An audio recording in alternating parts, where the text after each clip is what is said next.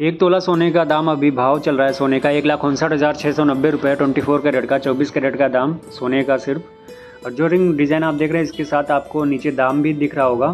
तो सोने का भाव जब अगर कम ज़्यादा होता है फ्यूचर में भविष्य में कभी, तो रिंग का भी डिज़ाइन जो आप देख रहे हैं इसका भी दाम कम हो जाएगा। तो लाइव प्राइस जानने के लिए आप स्क्रीन पर दिए गए नंबर पर बात कर सकते हैं। जिस दिन भी आप वीडियो देखेंगे तब तक भाव चेंज भी होता रहेगा। तो लाइव प्राइस जानने के लिए आप व्हाट्सएप पे बात कर सकते हैं। 18 कैरेट गोल्ड में बना हुआ रिंग आप देख रहे हैं।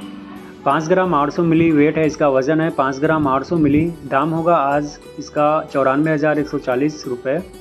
और दूसरे का जो 1 ग्राम 790 मिली है इसका आज की डेट में दाम होगा 29,782 रुपये। डिस्काउंट और ख़रीदने से रिलेटेड जानकारी के लिए आप व्हाट्सएप पर बात कर सकते हैं। स्क्रीन पर दिया गया नंबर है। सोने चांदी का भाव जानना है तो चैनल को सब्सक्राइब कर लेना। थैंक यू, आपका दिन शुभ हो।